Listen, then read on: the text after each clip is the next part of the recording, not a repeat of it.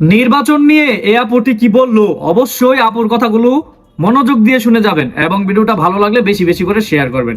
আগে আপুর কথাগুলো শুনেন। আসলে আমরা আশা করব যে আগামী নির্বাচন, যেহেতু অনেক বছর পরে একটা নির্বাচন হতে যাচ্ছে, সুষ্ঠু নির্বাচন হবে এবং সেই নির্বাচনে দলীয় প্রার্থী, স্বতন্ত্র প্রার্থী সবার জন্যই লেভেল প্লেইং ফিল্ড থাকবে, সবার জন্যই সমান থাকবে। কিন্তু আমরা জানি যে অবশ্যই স্বতন্ত্র প্রার্থীদের জন্য ঝুঁকিটা বেশি থাকে। সেটা যাতে এরকম না হয়, প্রশাসন, আইনি সহায়তা সবকিছু যাতে একটা লেভেল প্লেইং ফিল্ডে সবার জন্য আসে। এবং আমরা তো একটা ঘটনা দেখেছি, অবশ্যই স্বতন্ত্র প্রার্থী আমাদের ওসমান হাদি ভাইয়ের যে মর্মান্তিক আক্রমণটা হয়েছে, সেই রকম ঘটনার যাতে আর কখনো পুনরাবৃত্তি না হয় এবং এটা দ্রুত বিচারটা সবাই দেখতে চায়।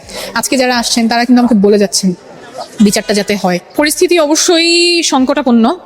আমরা তো দেখেছি একটা ঘটনা, যেটার এখন পর্যন্ত বিচারের অগ্রগতি কি সেটা সরকার থেকেও স্পষ্ট করা হয়নি।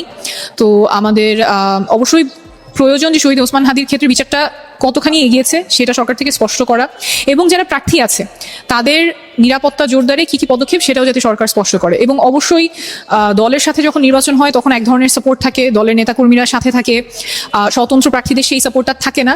তাই নিরাপত্তার অনেক বড় হুমকি থাকে, এটা আমার অনেক শুভাকাঙ্ক্ষী বলেছেন, সাবধান করেছেন। আবার অনেকে আজকে এসে বলে গেছেন যে পিছু হটা যাবে না, আমরা আছি তোমার সাথে। সেই সাহস নিয়েই আগাচ্ছি।